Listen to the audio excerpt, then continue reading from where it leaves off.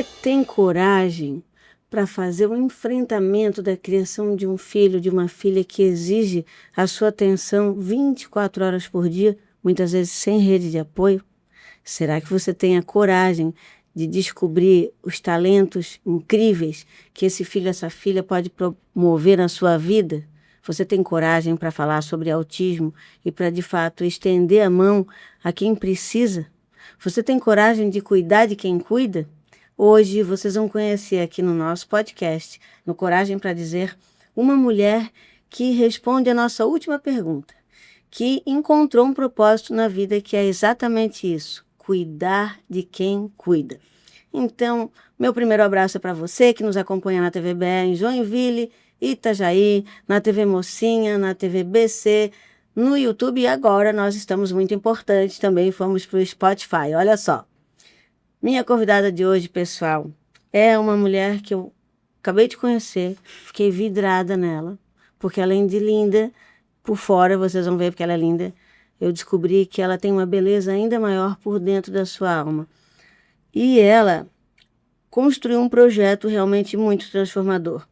A gente recebe, com muita honra, Maiana Lira, que é idealizadora do Instituto Esmeraldas da Esperança. Você, catarinense, guarda esse nome, Esmeraldas da Esperança. Está chegando aqui, mas vocês vão ouvir muito falar do que eles fazem aqui, lançado agora recentemente em Balneário Camboriú.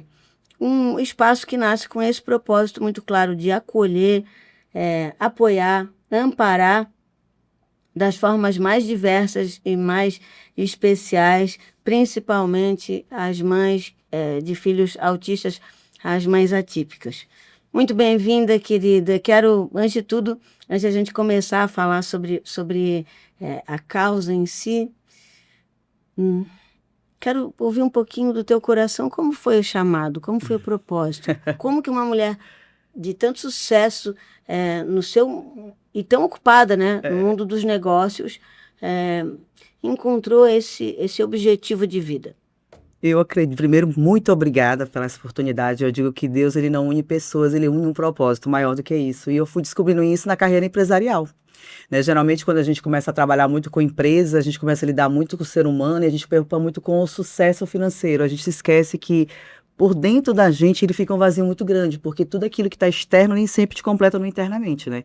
E eu digo que é isso que Deus faz. Quando a gente começa a entender o real sentido, por que nós estamos aqui, a gente começa a se identificar com coisas que vão te levar a viver de fato o tal propósito que todo mundo tanto quer. Né? A gente fala, todo lugar que a gente chega e fala, eu quero viver meu propósito, eu quero encontrar o meu propósito, ai meu Deus, meu propósito. E eu falava assim, meu Deus, que propósito é esse que o pessoal tanto fala? E aí quando a gente começa a entender que as coisas vão chegando e as peças vão se encaixando, a gente vai entendendo que se você consegue observar mais ao teu redor e ouvir mais as pessoas, você vai conseguir encontrar o real sentido da tua palavra, viver o teu propósito, né? E foi o que aconteceu comigo no meu mundo empresarial. Assim, eu digo que eu achava pouco, né? A gente consegue ver que a gente começa a passar por batalhas que não são fáceis e a gente começa a construir a nossa vida. Só que chega um certo momento que a gente começa a perder alguns encantos que a gente acha que são importantes. Eu falo que a gente tem que, o real sentido de a gente poder fazer pelo outro é quando a gente encontra o porquê da nossa vida, o porquê eu tô aqui. Mas não foi do dia para a noite. Não. Vamos começar lá na menina Maiana. Isso. Quem é a menina Maiana? Era uma menina sonhadora, de uma família rica, de uma família pobre? Como foi a tua vida? Não, Maiana... A menina Maiana. A menina Maiana começou com a vida dela com uma família muito tradicional. Meu pai era delegado de polícia, minha mãe é dona de casa. Só que Maiana era uma menina muito sonhadora. Eu sempre sonhava muito em viver tudo aquilo que a gente pensa que está no conto de fada, um castelo, princesa, príncipe, a gente pensa muito nisso. E com 16 anos eu encontrei a principal responsabilidade da minha vida. Eu fui mãe aos 16 anos. Né? E com 16 anos eu tive que encarar uma realidade que funcionava assim. A gravidez de 1998 era como se fosse uma doença. Né? As pessoas tinham, as filhas de família não podiam se misturar com as filhas daqui, se desviaram, se perderam, as ovelhas negras, né? E eu virei essa ovelha negra. E todo mundo falava que eu daria errado na vida, porque de fato eu comecei uma escolha muito desafiadora. Né? Eu escolhi ser mãe com 16 anos. E aquela responsabilidade, eu vou virar protagonista ou vou ser mesmo uma vítima da minha história? E, né, eu tive essa escolha, eu falei, peraí, eu preciso ser o quê? Eu preciso ser referência. Eu preciso que minha filha tenha uma mãe que ela tenha orgulho de dizer, a minha mãe é uma mulher batalhadora, uma mulher honesta, de bom caráter, uma mulher que soube construir a história dela sem passar por cima de ninguém, uma mulher que sabia de fato o que tinha que ser feito, que não dava desculpa para os meus obstáculos, porque na fase da vida da gente mais nova, a gente vai lidando com muitas coisas que a gente vai construindo na tua história. Eu passei por relacionamentos abusivos, eu tive problemas com a questão de abuso também quando eu era mais nova. Então eu vi várias cadeias se construindo e várias coisas sendo superadas. Para quê? Para me tornar a mulher que eu tô hoje. A mulher que decide e faz. Quando eu olhei o programa que eu vi teu tema, eu falei, nossa, é muito parecido com a minha regra de vida. Eu sou aquela mulher que eu não sou de falar, eu sou de fazer. E eu sou muito de ação. Para mim não vale. Se eu chegar para você te contar uma história, se eu estar vivendo ela, significa que eu estou te contando balelas, não uma história de fato. Porque a história ela tem que ser vivida. Eu digo assim que Deus ele me deu escolhas na minha vida, para mim eu vivi, para depois eu te dizer por que que eu vivi aquilo. Então, às vezes eu vou de encontro com muitas coisas. Um exemplo, eu fui uma mulher que eu superei muitas dificuldades na minha vida porque eu acreditava em mim. Eu não tinha problemas com resultados externos, com vozes externas. Todo mundo falava, essa mulher tem caso com algum político, por isso que ela entra em todas as prefeituras. Eu falava, o caso que eu tenho, ele está em cima, acima de todo mundo. Sabes que isso acontece muito na minha vida, né? Eu costumo brincar. Geralmente, o que a gente faz na minha vida pessoal, ela tem muito isso, assim. Tem um menosprezo, que sempre nos é um menosprezo dos demais, né? E eu vou te dizer, eu falo isso, as pessoas não querem me escutar, mas eu estou falando hoje, amanhã, ontem, todo dia. Se você escolhe fazer uma aliança você tem que fazer. Não é com o partido A, com o partido B, com o governador, com o presidente da República, com o deputado, não. A aliança com Deus, quando ela está estabelecida, e Deus precisa deixar claro que não é sobre nós, não é a capacidade da Maiana ou da Paulinha, é a obra dele, nós somos apenas instrumento. Quando a gente se coloca no lugar do servir, que é o nosso lugar mesmo, na nossa finitude, na nossa imperfeição, e permite que Deus opere, ele nos usa como instrumento, né? Eu acho que é muito isso, e eu senti isso o tempo todo, desde o primeiro momento que eu te vi na palestra que tu deu no lançamento do Instituto. Mas tu relataste rapidamente que tu tivesse muitos desafios. Sim. E nós temos muitas causas, né? Eu estava te falando mesmo. A gente estava falando agora com o propósito de crianças e adolescentes nas redes sociais, que são vítimas de violência, falando da violência contra a mulher, enfim. Como foi a causa da mãe atípica? Porque é sobre isso. Cuidar de quem cuida, a causa da mãe atípica. Quando foi que o teu ponto convergiu para esse lugar? Eu sou uma mulher que eu vivo a obediência. Eu sou uma mulher muito obediente. Eu comecei minha história porque Deus me deu a irmã do coque. Eu não estou aqui falando de religião, estou falando de crer. Você tem que ter a tua fé muito bem definida. A irmã do coque me deu uma profecia sobre minha vida. Ela falou para mim que eu viveria uma vida tão abundante que eu deixaria a vida de muitas pessoas. Muitas pessoas se tornariam milionárias através da minha vida. Como é que eu vou falar de milionários se eu não sabendo que eu não era nem rica? Então, quando aquilo aconteceu, eu acreditei muito. Eu olhei dentro daqueles olhos daquela mulher e falei assim, Deus está falando comigo. E eu sou uma mulher muito que eu acredito. E eu acredito e eu vou. E eu não tenho medo das dores que eu vou passar, porque não existe um propósito se você não vive o processo. Não tem. Então, bem diante a isso, a minha história com a mãe, com as mães de crianças autistas, foi um ordenamento de Deus. Por incrível que pareça. Eu acredito 100% nisso. Mas Deus, vamos materializar a história para as pessoas compreenderem. Eu imagino que tu sentiu esse recado, mas ele sempre nos manda um anjo, Sim. Né? Quem foi a tua primeira mãe? Foi minha funcionária. Começou com... A minha funcionária. Como é o nome dela? Milena. Milena, sim, eu já lembra? sei, porque eu vi ontem Pronto, a Milena, vamos lá, como é que acontece? Eu sempre fui uma pessoa que no meu empreendedorismo, eu sempre acreditei que as pessoas só se relacionam se você der a oportunidade de ouvir. Então eu sempre fui de ouvir muito funcionário, de parar, conversar para entender, porque quando a gente fala, eu vou empreender, é muito maior do que você dizer que é empresário. O empresário, eu digo que ele é uma conexão para quem diz que vai ter empresa. Mas empreender é você parar e tentar entender em todos os áreas, porque você é o líder, então você é referência daquilo ali. Então, o que aconteceu? Nesse dia, a Milena estava na nossa copa tomando um café, e eu cheguei lá, ela estava muito abatida, estava com com a cara de muito cansada. Eu olhei para ela e falei, o que está acontecendo? Está com que problema? Ela disse que o filho dela estava em crise. E eu falei, em crise, naquela ignorância, eu achei que era uma crise respiratória. Como criança pequena, a gente sempre vai em cima das doenças mais comuns. Ela, não, o meu filho está dando crise tem 2 dias. Eu falei, crise de quê? Respiratória? Ela falou, não, meu filho, o que ele tem não tem cura. Aí eu olhei para a cara dela e falei, seu filho tem o quê? Uma doença terminal? E aquilo me chocou, eu queria entender a dor dela. E ela falou, não, meu filho é autista. Aí eu falei, autista, já ouvi falar do autismo, mas eu não tenho noção. Ela falou, vou lhe mostrar como é uma crise de uma criança que tem do meu filho. Quando eu vi aquela cena, aquilo me chocou. Eu olhei assim para ela e falei, nossa, e como é que você... Não, ele faz terapia e tudo mais. Só que naquele momento eu fiz uma pergunta que eu acredito que nunca ninguém perguntou dela. Mas não foi uma pergunta que eu quis perguntar, foi uma coisa muito espontânea. Muito... Eu perguntei assim, e você? Como é que você se cuida no momento que teu filho passa essa crise? Como é que você se prepara para que o teu psicológico esteja bom para você acolher ele, para que você possa estar preparada para esses outros estágios que você passa com ele? E ela começou a chorar, e ela chorava tanto, eu dizia assim, meu Deus, o que foi? Eu peguei, naquele momento eu até fiquei pensando, o que foi que eu falei para ela que poderia ter ofendido? E ela falou assim, nunca ninguém me perguntou como eu vou ficar, como eu estou. Sempre pergunto por ele. Então, para mim, o que eu tinha que resolver era o que eu faço com ele hoje, terapia, medicamento. E aí eu falei assim, mas como é que você vai se estruturar? Se você hoje não é uma mulher estruturada, tu não tem estruturação para o teu filho. E aí eu citei para ela um exemplo de um médico, que existe um médico no estado do Rio de Janeiro, que ele descobriu o autismo dele com 48 anos.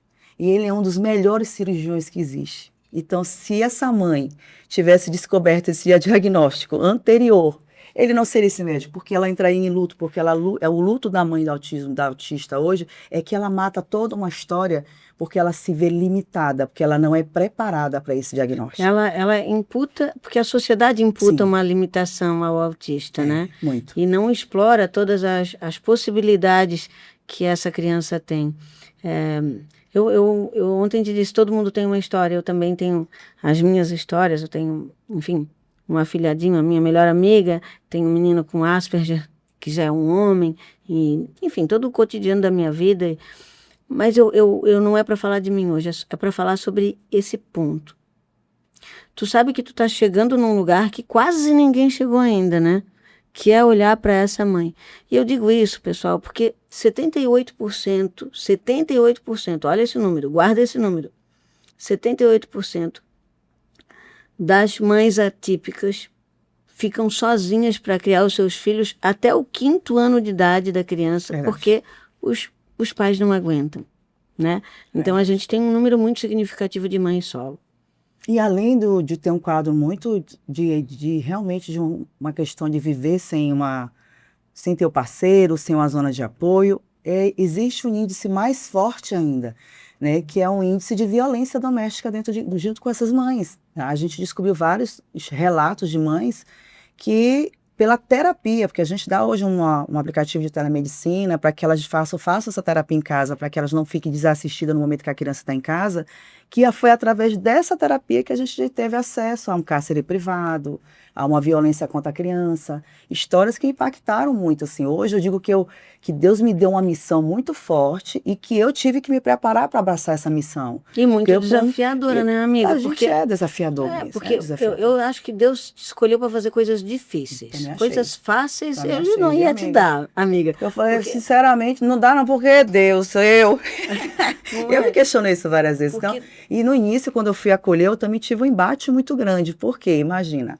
Eu fui entrevistar mulheres que vinham contar histórias totalmente drásticas, que aí ela olhava para mim e ela perguntava assim, você é mãe de filho autista? Eu olhava assim bem sério e dizia, não. E como é que você quer abraçar? Você quer ganhar o que com isso? O que você quer de mim? Existe o que por detrás de você? Você tem o que com isso? Eu tinha porrada das mulheres que, para me acolher, eu apanhei primeiro. E eu dizia assim, não, eu tô aqui porque eu amo tua vida. Se eu não te amasse, eu não tenho por que te dar voz. Eu não tenho interesse em nada sobre você, eu tenho interesse de fazer por você, eu estou aqui para te servir. Mas isso no início foi uma guerra, porque elas não me viam de bons olhos. Elas achavam que eu queria ter uma oportunidade de me dar bem sobre elas. É que a dor era tal, entendeu? Que elas se tornaram refratárias. E sem crença em mais nada. Eu digo que é desafiador porque você toma o pior dos piores caminhos, né? Porque é a reconquista de algo muito precioso, da autoestima. A mulher, ela não... Eu digo que a mulher... A mãe atípica, não todas, né, pessoal, mas grande parte delas, elas não vivem, elas sobrevivem. Verdade. Elas não sabem mais o que é se olhar no espelho. Não. Eu achei tão bonitinho as mulheres que tu cuidava delas, diziam assim, primeiro lugar, né? Vamos acabar com essa depressão aí, vamos botar um batom, porque só o batom já vai alegrar essa vida aí, vamos começar a cuidar de si mesmas. E o que eu acho muito lindo do teu projeto é porque o serviço público e muitas instituições de caridade também, eles acham que a gente tem que prover miseravelmente o remédio, a comida e assim, ir num salão de beleza é luxo, fazer uma unha é luxo. Tu sabe que a gente briga com o SUS porque, poxa, eu acho que essa questão de a gente organizar o corpo da mulher, o seio, por exemplo, a mulher faz uma cirurgia, depois ela precisa recompor a sua prótese, retirar alguma coisa, o SUS não pode, entende? E assim, e a gente está falando de temas sensíveis, porque ao acolher, essa palavra eu acho que diz muito sobre o que tu faz e o que tu é, né? Acolher é receber com ônus e bônus. Verdade. É isso que tu faz. Verdade. Tu pega essa mulher com ônus e bônus e ajuda ela a ficar de pé. Sim. E como que foi essa chegada em Santa Catarina? Porque tu começou esse teu projeto muito longe, né, amiga? É no norte, né? Eu sou roraimense, né? Então eu sou de Roraima. E eu comecei lá porque eu tenho um projeto no governo, com a prefeitura, eu trabalho uma questão de moeda local, política, né? E eu faço hoje a moeda local, hoje eu tiro o servidor do endividamento. Então, eu tenho um projeto de servir há mais de 10 anos. Né? Então, quando eu fui para Roraima, eu fui para um ordenamento, eu fui para fazer o 2º ano da minha agência física, que é no estado de Roraima, que nós temos uma agência física pela nossa fintech, que é um banco digital. E aí, chegando lá, eu tive um ordenamento para que eu fosse fazer aquilo que Deus me mandou, que foi no dia que eu ouvi dessa minha funcionária, eu escrevi um esboço de um programa sobre isso. Porque eu fui entender o que eu poderia fazer para ajudar ela, porque eu fiz isso, eu pratiquei com a minha funcionária. Eu fiz acolhimento emocional, eu dava totalmente um tratamento de estética, ela fez tudo, ela fez academia, tudo foi bancado por nós. Porque eu queria que ela saísse, descompensasse daquela zona tristeza que ela estava. Ela estava muito acabada emocionalmente. Então eu falei assim, não, eu preciso ajudar. Então naquele momento eu fiz um programa pensando no que eu fiz por ela e quais foram os estágios. Só que eu achei aquilo, entenda, quando a gente está fazendo algo que a gente não tem noção mesmo da dor da outra, a gente faz aquilo pensando o que a gente pode fazer como ajuda, mas a gente é muito inocente no que a gente vai fazer ainda. Uhum. E aí quando eu comecei a fazer aquilo, eu deixei aquilo no meu bloco de notas do meu iPad. Não era algo que estava para fazer, era algo que eu queria fazer e que eu fiz para minha funcionária que estava ótimo, já tinha feito. Né? Então, quando eu fui nesse avião indo para Roraima, eu digo que é um voo internacional, porque é quase 4 horas. É verdade, de voo, né? Aí eu chegando lá, uma mulher estava perto de mim, ela chegou para mim e falou, ela me deu essa palavra. Ela falou, Deus mandou te dizer que já chegou o momento de você executar o que ele te deu. Uau. Aí eu falei, o que ele me deu? Aquilo, na hora que ela me falou, eu fiquei pensando. Falei, o que será que Deus me deu que eu quero executar, que eu não executei ainda, que tudo que Deus me manda eu faço. Eu sou muito obediente nisso aí. Se for uma mulher de sensibilidade, muito, de obediência. E aí, eu falei assim, não, sei lá, quando eu abro meu iPad, no meu bloco de notas, tá lá, Vem. Mães Esmeraldas. Eu falei, nossa, é isso. A esmeralda é uma pedra linda, né? Verde, poderosa. Como foi? Por que esse nome, amiga? Porque nós somos lapidados. A lapidação te faz ser uma joia. Então, qual é o processo de uma mãe hoje? Ela ser lapidada, para ela virar a esmeralda que de fato ela nasceu para ser e que ela se colocou dentro daquela brutalidade, daquela casca. E o que é mais interessante da esmeralda? A esmeralda, ela tem, cada lapidação, ela tem um brilho diferente. Você não consegue ter o mesmo brilho como um diamante. Se lapidou diamante, o brilho do diamante ele é muito claro. Ficou em pedras pequenas, ele é um brilhante. Ele é grande, ele é a pedra de diamante. A esmeralda não, a esmeralda quanto mais você lapida, ela vai te dando brilhos diferentes, por isso que você olha no dedo e fala, essa esmeralda que é, essa esmeralda tá, essa aqui, a esmeralda tá, essa esmeralda tá, porque ela tem vários tipos de brilho, são muitas lapidações para você chegar em vários tons de verde da mesma tipo de pedra, a esmeralda. Então quando eu olho para uma mãe, eu não acredito que ela nasceu para ser uma mulher fracassada, ela não nasceu para ser uma coitada, eu não acredito nisso, eu não acredito que uma mãe de criança autista, ela tem essa deficiência de chegar e achar que a vida dela acabou. Eu acredito que Deus está dando uma nova história para ela. Então eu mostro para ela que ela tem que ser lapidada. Lapidada na fé, lapidada no amor próprio, lapidada na crença, lapidada naquilo que ela acredita, no que ela pode viver. Porque a gente é aquilo que a gente acredita. Se eu acredito que eu vou ser uma mulher milionária, fatalmente eu vou trabalhar para ser milionária, porque eu não vou desistir daquilo que eu nasci para ser. Mas o que te limita é você acreditar no que os outros querem que você acredita, porque os outros têm as suas limitações e você só tem limitações sobre os outros quando você para ouvir. E quando você para ouvir, você tem uma opção. Eu vou escutar e vou parar e vou acreditar no que me falam, ou de fato eu vou chegar para ele e vou dizer, então me acompanha, porque tu vai ver o que eu vou fazer.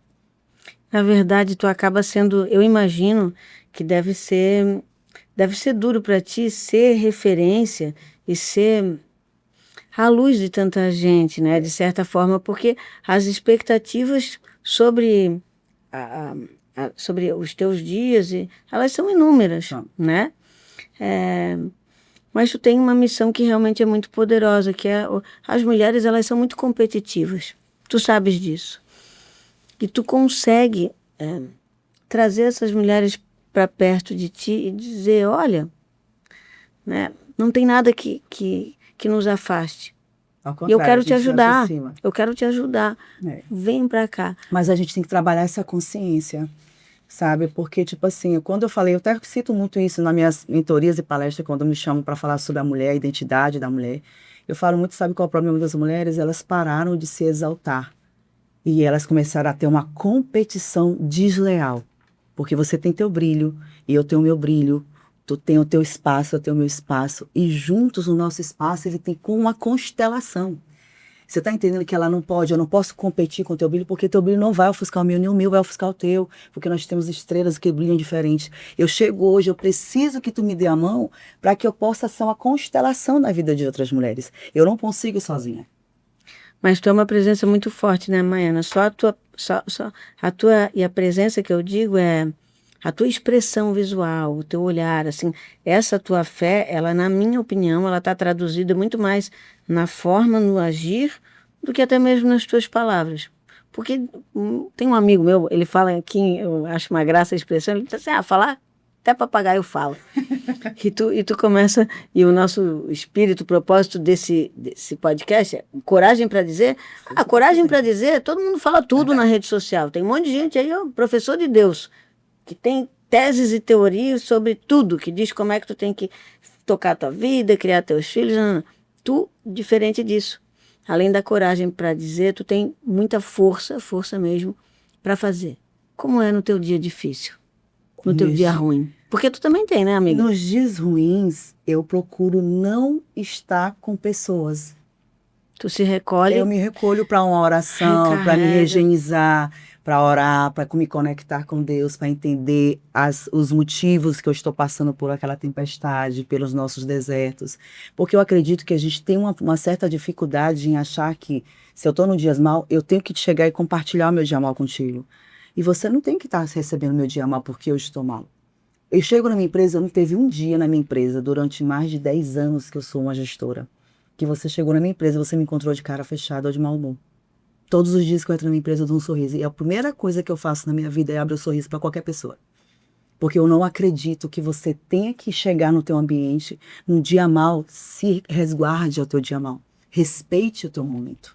Você não é obrigado a fazer com os outros o que tu está vivendo com o teu momento. Então a gente tem muito sobre isso. Então uma coisa que eu fui aprendendo é a lidar com essas minhas emoções, com as minhas limitações, com os meus dias ruins, com meus dias bons. Então não é sobre você chegar para o outro e compartilhar daquilo que está sendo de ruim com você. É sobre você dizer para ele, olha, eu tenho dias ruins, mas nos meus dias ruins eu vou me regenerar porque eu quero viver os dias bons contigo. Eu quero compartilhar contigo esses dias bons. Eu vou te ensinar a sair dos momentos ruins, porque eu sei sair dele, sei compartilhar com você, te atingindo sobre as coisas ruins que eu estou vivendo. Então isso eu faço no meu dia a dia e eu procuro compartilhar isso com as pessoas. E quando tu tens, porque os projetos sociais, eu te digo porque eu sou a mulher do terceiro setor, né? Conheço essa pauta desde sempre. Que legal. Então, enfim, a gente tem mesmo muita convergência. A minha mãe tinha projetos sociais, eu nasci nesse meio, enfim. Tu sabe que existe uma régua de corte, a gente desenha uma ação, a gente cuida das pessoas, mas eventualmente a gente tem, acontece às vezes uma pessoa ou outra que se aproxima do projeto para se aproveitar, ou aquela mãe que o problema dela é tão mais longe do que tu pode alcançar, que acaba sendo nocivo no ambiente. Tu faz a gestão? Tens um grupo de mulheres guerreiras já que te ajuda? Temos. Em Como cada unidade a gente encontra mulheres que têm o mesmo propósito. Inclusive, Deus ele vai te apresentando. Não, e são tudo parecidas contigo, né? Tudo. Parece que tudo cópia, assim, cópia tua, guria. A gente, assim, a diferença física, assim, é evidente, mas é o mesmo amor, é a espírito... mesma forma, o mesmo cuidado. E uma coisa eu aprendi, quando eu tive esse chamado, eu cheguei para a primeira pessoa que faz isso, que é a Luciana, que trabalha lá, que mexe hoje, que cuida dessas 180 mulheres em Roraima, ela é a que mais cuida lá, né, a de frente. E uma coisa que eu falei para ela, olhando nos olhos dela, eu falei, nós viemos para acolher. Vai chegar com dor, vai chegar maltratada, vai te destratar, vai falar coisas ruins para você. Você tem que estar preparada para devolver em amor. Não em expressão de que não gostou do que ouviu.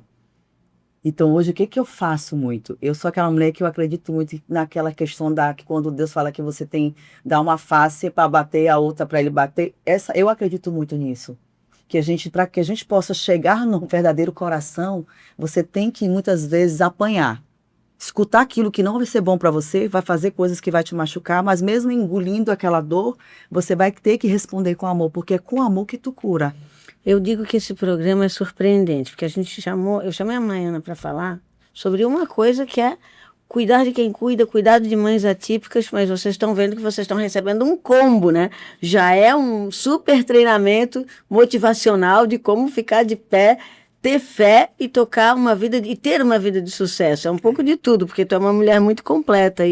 Mas, assim, amiga, voltando lá para a nossa ação, eu já sei, né? Mas eu quero que o meu propósito também é divulgar esse trabalho maravilhoso que tu começa aqui.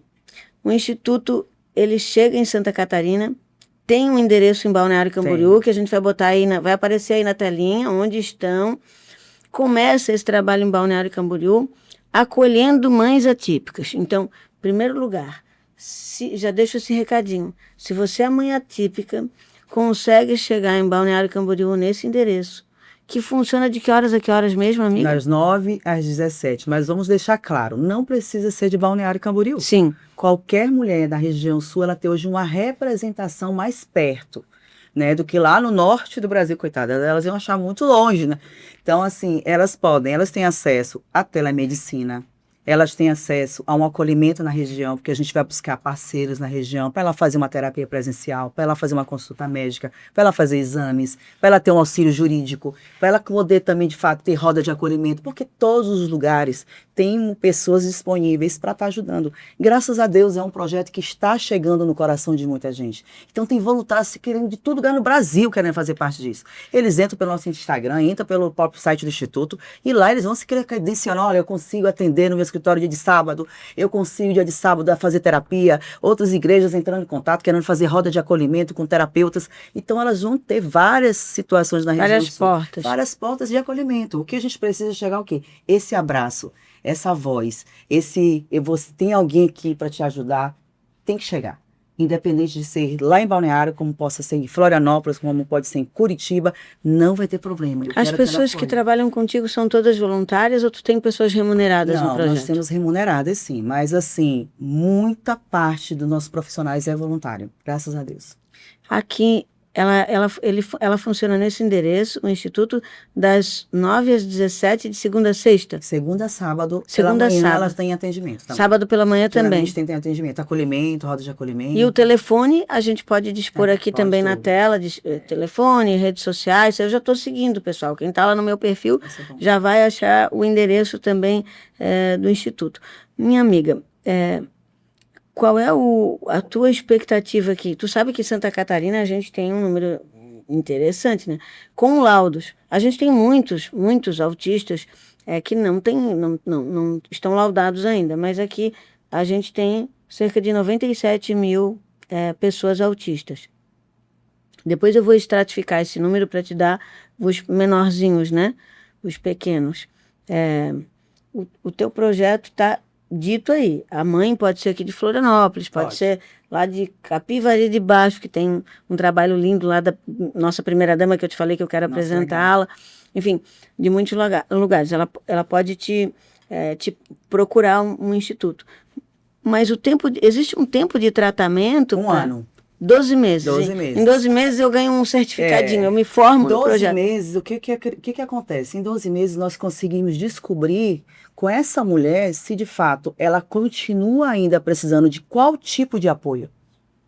Porque durante 12 meses ela tem apoio com cesta básica, cesta da saúde, ela tem higiene pessoal, ela tem medicamento, ela tem tudo o que ela precisa. Mas o objetivo é empoderá-la, é devolver a vida para ela e não ficar só no assistencialismo. Até porque elas têm que entender que elas estão preparadas a partir daquele momento para ir para o mercado de trabalho, até porque dentro do nosso instituto a gente já vai colocando ela em oficinas. Ela vai aprendendo a fazer cabelo, fazer unha, como construir, como trabalhar nas redes sociais. Isso eu vou colocando, eu coloco profissional de todo que é lugar no Brasil para atender. Ela tem que ter uma vida. Tu descobre o talento que ela tem. Entendeu? Tu diz assim, minha irmã, assim, ó, vai. O que eu gostei do projeto que é o seguinte, é que não é um projeto assim. Tu falou uma coisa muito legal ali no começo. Não é fazer, a mamãe é coitadinha. Não tem nada de coitadinha aqui. É empoderamento de pessoas, de mulheres e reconstituição do caminho da fé. Porque quando a gente tem fé, a gente entende, né? Que as dificuldades, elas são um processo e não um fim, né? Me fala uma história. Não a da tua primeira funcionária. Uma história. De uma delas? Uma história que realmente, assim, eu imagino que é uma pergunta terrível de fazer essa, porque deve ter 89.700 histórias lindas, mas, assim, algo que realmente tu viu aquela mulher adquirindo uma nova vida, um novo emprego, um novo relacionamento, enfim. Lembra que tem um testemunho desse lá na nossa filmagem, que é aquela moça que falou que quando chegou lá, de fato, ela chegou lá estressada, ela estava extremamente com o cabelo um coque, nitidamente vi que ela fazia dias que ela não estava tomando banho, até pelo refato mesmo, o cheiro dela, e ela olhou pra minha cara assim, ela começou a chorar, naquele momento eu peguei e falei assim, vai lá, me traz um kit da beleza, traz lá pra mim, esse kit. Coloquei o kit da beleza, eu acho o máximo, pessoal. Aí tem lá, o batom, tudo que você precisa para fazer uma maquiagem. Coloquei em cima e dei a sacolinha para ela. Falei, a primeira coisa que você vai fazer, você vai para casa agora, você vai tomar um banho. Você vai aí dentro, tem perfume, aí dentro tem maquiagem, dentro eu quero que você vai, olhe para você de uma forma diferente hoje. Não dê desculpa que é o seu filho. E vai lá e tome seu banho, se arrume, se maquiagem. Aí você volta para conversar comigo amanhã. Porque nesse momento eu vou te mostrar o que você é de fato. Eu vou te mostrar isso através de uma imagem. Ela foi e voltou. No outro dia ela estava maquiada, com batom vermelho, tudo direitinho. Eu peguei um espelho e falei, essa aqui é você. Essa aqui da filmagem não é você. É o que você está dizendo ser. E se você não tomar a decisão de ser essa mulher aqui, amanhã teu filho vai estar no orfanato. Porque tu não tem zona de apoio. E você vai estar debaixo da terra, porque tu não vai aguentar. Ou tu vai te matar, ou tu vai morrer. Então não tem outra saída. Então a verdade é essa. E eu preciso te ajudar. Mas para que eu te ajude, você tem que entender a importância de ser ajudado. Porque não é sobre eu te forçar. Que aqui não tem nada forçado. E eu também não sou zona de social para te passar o resto da minha vida te sustentando. Porque você precisa de um apoio social. Aqui você tem um apoio de mulher para mulher. Eu vou cuidar de quem realmente quer ser cuidado. Porque eu não estou aqui para criar mais um filho. Eu estou aqui para mostrar que você tem um filho que precisa de você. E se você não está preparada para ser a mãe dele, você tem que deixar ele no orfanato para ser adotado por alguém. Porque alguém tem que olhar para ele com amor, sabendo que ele precisa de uma mãe que está ali, que tem a referência. Porque não é sobre ser coitada, é sobre você entender que seu filho não está morto, seu filho não vai morrer, e seu filho tem uma nova história que depende de você, se ele vai ser amanhã um doutor ou não. Não é sobre ele. E como ela está hoje? Você vai ver, tu viu lá? Feliz, eu vi, mas gente, é linda, ela tá trabalhando, tá namorando, ó, essa mulher é outra mulher. Eu falei assim, gente, ela manda os vídeos, é muito legal, ela fala, olha, eu sou outra pessoa, e assim, a Deus ela aqui. Começa contando a história da tristeza feliz, ela tem um sorriso no rosto. Tu me falou uma coisa muito legal ontem também, que o projeto não é um projeto apenas para mulheres em situação de vulnerabilidade. Não tem nada a ver isso aí. Qualquer mulher que é Esmeralda pode estar com a gente. Qualquer mãe é típica. Porque tem um exemplo, a gente tem uma rede de grandes mulheres da sociedade que, de fato, elas não querem mostrar a vulnerabilidade dela de querer um acolhimento, de dizer que está precisando de ajuda. Então, elas têm medo de se parecer fraca para a sociedade ou coitada na sociedade. Então, o que é que elas fazem hoje? Elas ficam no oculto, sofrendo com depressão, tomando medicamento para dormir, medicamento para se concentrar, colocando que tem TDAH, que tem não sei o que, e às vezes aquela pessoa não tem nada. Ela só precisa falar sobre a dor dela, entender que existem mulheres com dores igual a dela e que essas dores fazem parte do processo. E ela precisa olhar para si mesma e não ficar se vitimizando. Ah, se souberem que meu filho não vão convidar para as festas dos amigos de colégio. Senão não vão me chamar para a casa deles. Não vão me convidar mais para as reuniões na casa das amigas. E elas têm que quebrar isso dentro delas. E às vezes é muito mais perto da gente, essas pessoas que estão passando por isso, do que essas mães em questão de vulnerabilidade social, que de fato elas são as que precisam de ajuda por não ter condição. Mas tem gente que tem condição e a ajuda dela, ela compreendeu o que ela está vivendo. 27 estados da federação. O projeto nasce em Roraima, naturalmente, pela tua origem e tudo mais. E eu já sei que é Deus. Essa pergunta já está respondida para mim para sempre. Toda vez que eu te ver e atuando numa área, eu já sei que tem um anjo, um chamado e é algo que tu precisa fazer lá. Mas qual foi o anjo, o mensageiro? Como que tu chegou em Balneário Camboriú? Eu vou contar. Eu vim para Balneário por questão de segurança da família. Eu não fui para Balneário com intenção de negócios. Balneário é uma cidade que eu nunca olhei para ela com intenção de fazer qualquer negócio em Balneário, por incrível que pareça. Trabalho no mercado financeiro, trabalho... que a gente olha para Balneário, não dá para pensar outra coisa, porque uma cidade é linda, né? É a cidade, tipo assim, segura. Eu levei minha família para lá com a intenção de qualidade de vida e segurança. Foi isso meu pensamento. Eu morava no Rio de Janeiro, só vivia com segurança, é uma cidade totalmente violenta, então lá era muito perigoso a filha ir no shopping, e eu sou muito conhecida no mercado que eu trabalho, então eu tinha uma preocupação de sequestrarem, de fazer algo com as minhas filhas por causa da minha condição de vida financeira. Então o que eu fiz? Não, Balneário é uma cidade que eu vim passar umas férias, gostei, falei, olha, gostei, que dá pra ficar lá de boa, ela pode andar com o celular na mão ali, tá de boa. E pode mesmo, né? Aqui em Floripa, na capital, não é à toa. A gente é o estado mais seguro do Brasil e amiga. É mesmo, assim, ó, você anda em qualquer lugar com telefone, respondendo. Joia. Rapaz, em São Paulo, a pessoa quebra o vidro do carro para pegar o telefone. Não, meu filho, São Paulo, Rio de Janeiro, qualquer um desses estados aí, Salvador, né, não é diferente não.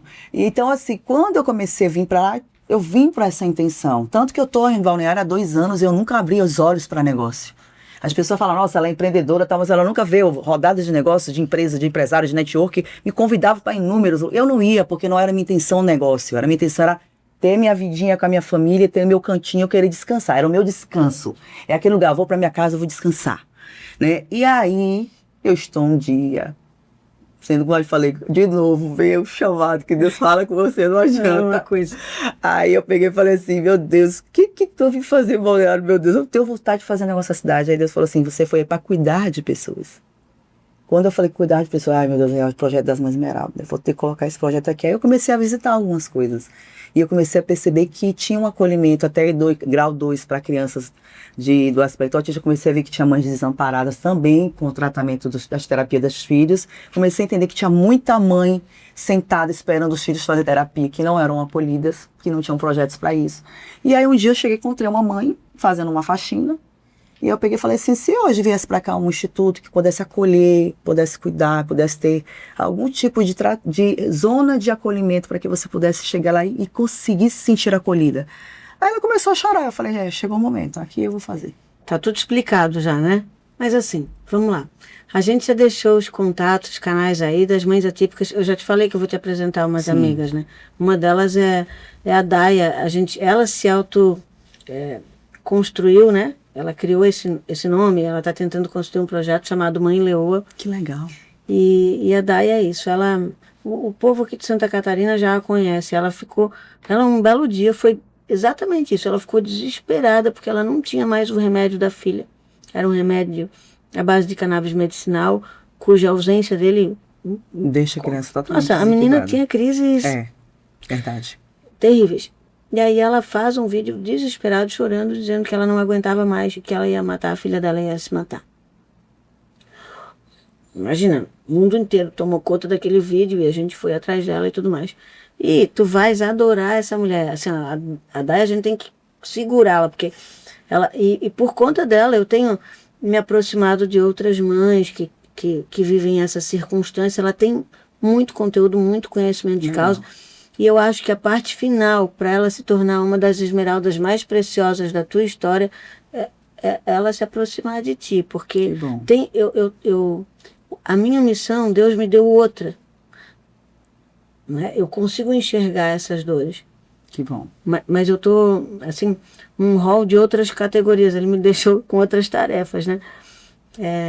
E eu tenho convicção que tu vais fazer bem a muitas mulheres. Eu estou extremamente feliz e grata, porque eu sei que essas pessoas que são especiais para mim vão ter algo que eu não estou preparada para dar, porque eu não sei fazer isso que tu faz, entende?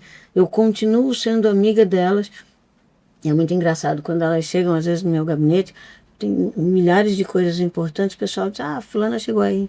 E todo mundo me olhando de cara feia, porque eu vou deixar de atender uma reunião importante. Mas eu sei que eu... Dito isto, tirar a deputada do negócio, a apresentadora de programa, né? Eu acho lindo o teu projeto, eu quero ajudar. O que a pessoa faz? Se ela quiser doar algum valor, se ela quer doar um tempo da vida dela... Sim. Como faz? Hoje, quando ela entra no acesso ao nosso instituto, lá no próprio Instagram, ela vai ver que tem lá, eu quero ser voluntário, ela vai clicar e vai diretamente para o atendimento voluntário. Eu quero ser padrinho, madrinha, ela vai conhecer todo o projeto, o que funciona, quanto ganha, o que paga, o que recebe, o que vem. E se ela quer ser apenas doar, porque eu quero doar hoje um dinheiro, eu quero doar hoje cesta básica, eu quero doar hoje creme de cabelo, porque tudo aquilo que ele vier a me dar para as mães, é muito bem-vindo pra gente. A gente está aqui hoje para levar para as mães tudo aquilo que eu sei que é necessário para elas. Então, o que a gente faz hoje? O que vier é pro nosso coração. Então, não é aquele negócio, você tem que só me dar dinheiro. Não é isso. Homens e mulheres de propósito têm um problema, né? Porque tu sabes que esse é um propósito que tu encontra, é medir o tempo. Eu vou dizer pra ti, a minha única briga com meu marido lá em casa é que ele diz assim, tu só quer saber desse partido, de política, do teu trabalho, nanana. Como que tu mede isso, assim? Porque é um tema muito passional também, né? Eu tenho esses mesmos conflitos, tá? Hoje eu tenho, o que eu consigo fazer? Eu consigo entender as prioridades que são inegociáveis. Eu tenho algo inegociável. O café da manhã com a minha filha de 7 anos é inegociável para mim. Tu tem agora mais uma pequena, Eu tenho né? uma filha pequena de 7 anos. Então, assim, de manhã ela já sabe, então ela já acorda direto para a mesa para tomar café. E antigamente eu não tinha isso. Antigamente, para mim, era só trabalho. Eu saía de manhã, mal tomava uma xícara de café, tchau. Só que com o tempo eu fui entendendo que ela está crescendo e tem coisas que o tempo não vai mais te trazer de volta. Então, se você não parar e dizer assim, isso é uma prioridade. As outras são prioridades, mas as prioridades dessa que me abastece para me fazer o melhor dessas outras. Então hoje eu faço muito isso, eu dou aquela prioridade àquele momento com a minha filha mais nova, e dali a primeira coisa que eu faço, eu acordo 5 da manhã. Meu primeiro contato é com Deus. Eu vou me abastecer emocionalmente, para me preparar para o que vai vir durante o dia, porque ninguém sabe quantos leões no dia a gente vai matar. Então, depois disso, eu vou para o meu corpo. Então, eu vou malhar para minha mente desafogar, para que eu possa entender que quando eu sentar na mesa do meu café da manhã com a minha filha, eu já estou no momento do meu trio de responsabilidade com aquilo que é inegociável. Deus, meu corpo e minha família. E depois disso, eu sigo minha vida. Minha prioridade é minhas mães, é a minha empresa, é funcionário, é expansão, é negócios novos. E aí a gente vai fazendo as nossas prioridades no dia. E eu faço muito isso. E o teu marido te acompanha? Ele geralmente me acompanha quando é para a questão de expansão de cartão dos municípios, porque ele é da parte de expansão diretor. Mas no meu dia a dia mesmo, é mais difícil ele estar comigo todo o tempo, né? Mas à noite, de manhã, no café da manhã. Mas te apoia, que é o mais importante. Deve morrer de orgulho, né? Deve morrer não, deve viver de orgulho de ti, né? Ele sabe, né, que Deus faz. Eu sou aquela pessoa que eu não consigo, se algo me chamar e a resposta for mesmo de Deus, eu vou fazer. E eu já falei isso pra ele um dia, eu falei assim, existe algo que pra mim não tem como ser diferente. Se eu fui chamada, eu vou fazer. Eu sou uma mulher que eu vou servir. Eu já sabia disso, desde quando Deus me fez, eu já sabia que eu era preparada para servir, porque a minha vida toda eu fui servir alguém. Teu pai e tua mãe já sabiam disso naturalmente também, desde tu pequenininha, né? E eles Meu pai foi um grande ídolo para minha vida, foi um homem que me ensinou, porque eu sou de empreendedorismo na vida, foi um homem que me ensinou o que de fato era foco, o que você faz de verdade, a parte de caráter, de fio de bigode é o teu negócio com ele, não tem negócio de contrato, é palavra, é tudo. Então eu tenho muito essas regras na minha vida, né? Então assim, até a vida, enquanto ele vida teve, ele foi um homem que sempre me ensinou muito sobre integridade, sobre palavra, sobre caráter, sobre determinação, sobre de fato acreditar naquilo que você quer, você viver aquilo de fato que você faz na tua vida. Então ele me ensinou a ser isso. Então eu acredito que ele me ensinou tudo aquilo que uma filha gostaria de também ter e aquilo que também você não gostaria de ser. Meu pai era um homem que ele foi coronel de polícia, depois ele foi policial federal, então ele era muito... Mão dura, né, amiga? Ele era, nossa, extremamente. Coronel. Né? Então isso foi um momento assim, meu pai era muito rígido, né? E ele me ensinou o que eu queria ser dele e o que eu não queria ser. Tá? Eu nunca gostei, eu nunca fui uma mulher rígida, eu nunca fui uma mulher arrogante, eu nunca fui uma mulher soberba, eu nunca fui uma mulher rude. Eu sempre fui uma mulher que o que eu quero pra mim, eu faço por você. Se eu não gosto de traição, eu nunca vou te trair. Se eu não gosto de mentira, eu não vou mentir pra você. Se eu não puder ser de verdade contigo, eu não sou de mentira. E eu não vou ser pra você. Se eu não gostar da palavra, não vou nem perder meu tempo e falar alguma coisa pra você. Porque o mal que eu não quero pra minha vida, eu não faço com a tua. Então tu não vai ouvir falar do teu nome, porque eu não tenho nada contra você, também não tenho a favor. Mas isso foi uma construção de anos, né, Maiana? A gente se põe a aprender. Muito. E aprende dia a dia, né? Apanha Eu muito. imagino que, eu vou te dizer, hoje, a gente fazendo algumas gravações de podcast nesses últimos dias, menina, assim, ó, eu aprendi tantas coisas. Eu aprendi mesmo, observei circunstâncias sobre outros ângulos que me fizeram refletir. Tu tem tempo ainda na tua vida, está no teu rol de coisas a fazer, a leitura, um curso, aprendizado, além da fé, né? A parte de conteúdo. Sim, eu tenho mentores, né? Hoje eu tenho o Thiago Une como mentor, eu tenho a Camila Vieira como mentora, eu faço parte da mesa da Camila Vieira, que são as 20 mulheres que andam com Camila Vieira. Né? Eu sou uma mulher que eu faço mentoria, eu sou mentorada, eu sou uma mulher que gosto muito de leitura, eu gosto muito de aprender, eu gosto muito de ouvir.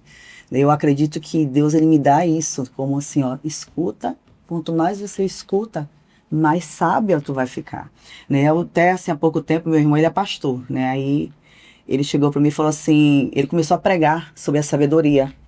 E aí ele fez uma pergunta para a igreja. Ele falou, o que foi que Salomão pediu a Jesus Cristo? Aí todo mundo falou, né? Sabedoria. Ele não falou, nunca não existiu isso na Bíblia. Salomão nunca pediu sabedoria. Salomão pediu a Deus que ele fizesse por ele aquilo que de fato ele nasceu para fazer. Aí o que Deus deu? Falou, então eu vou lhe dar sabedoria.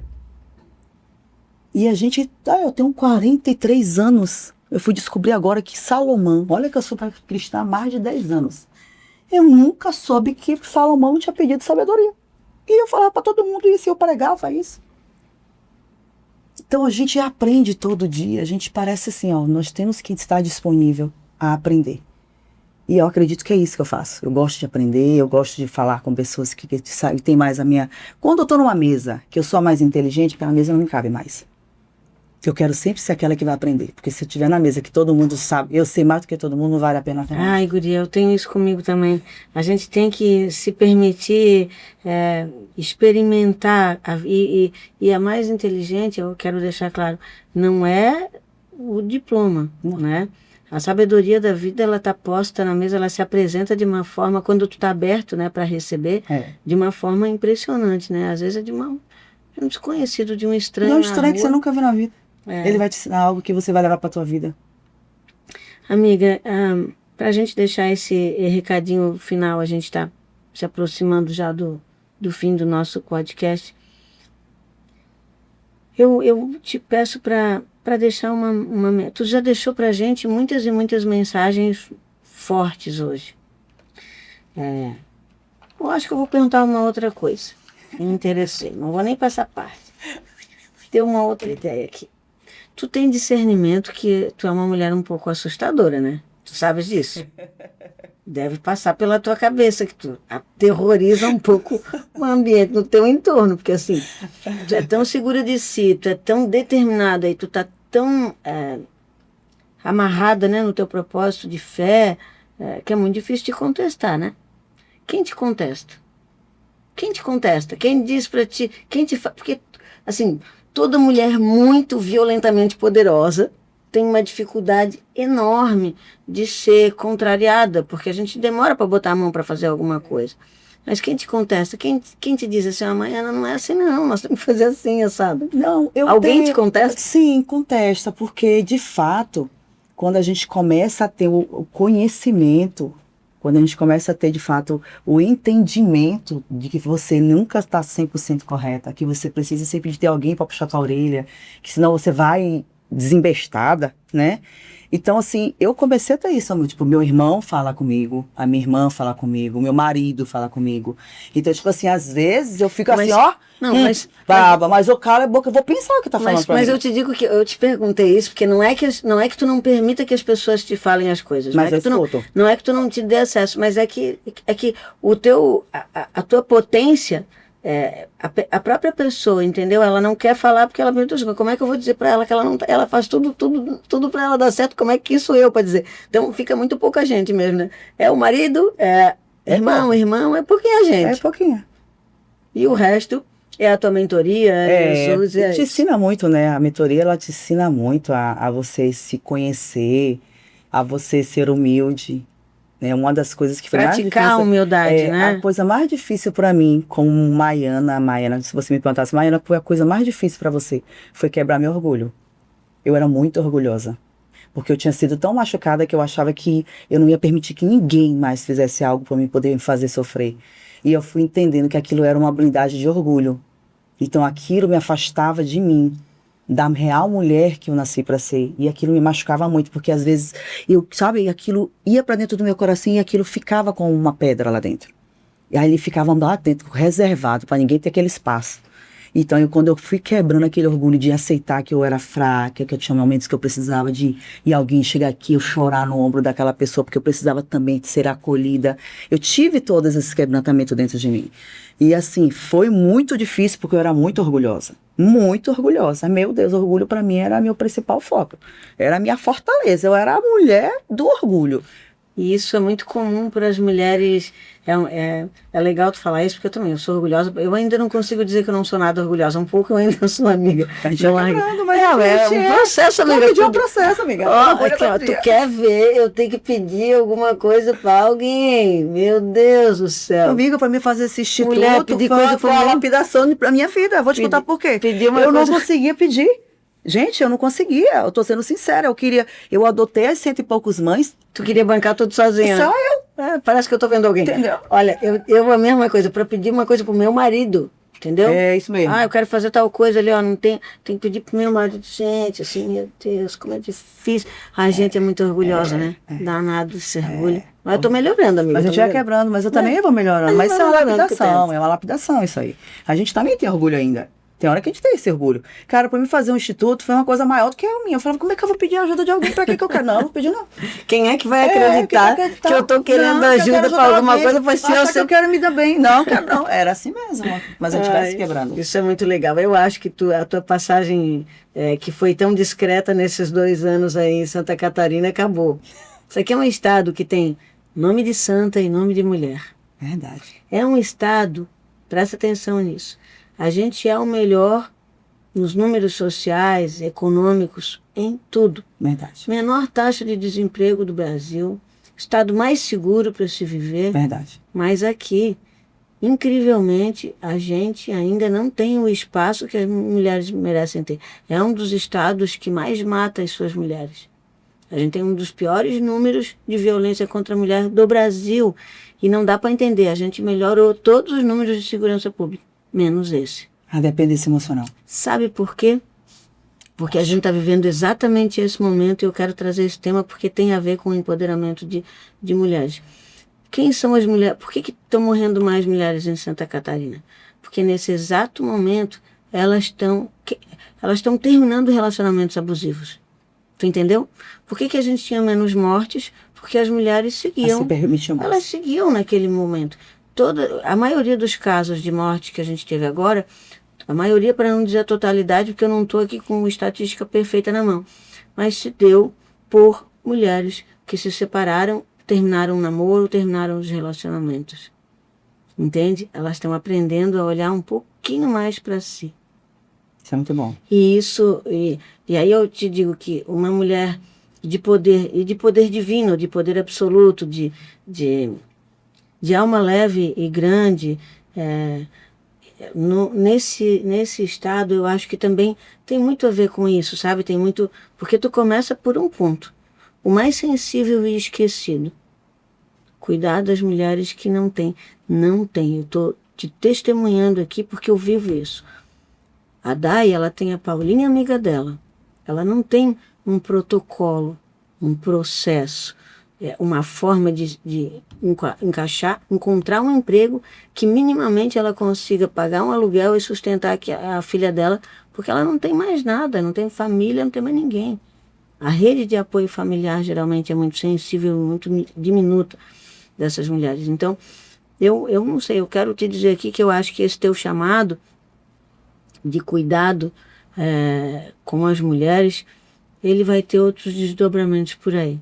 Quero arriscar dizer que Deus te prepara para outras missões e talvez mais robustas do que essa que já é tão preciosa. Amém, né? Amém. Olha Deus usando de novo.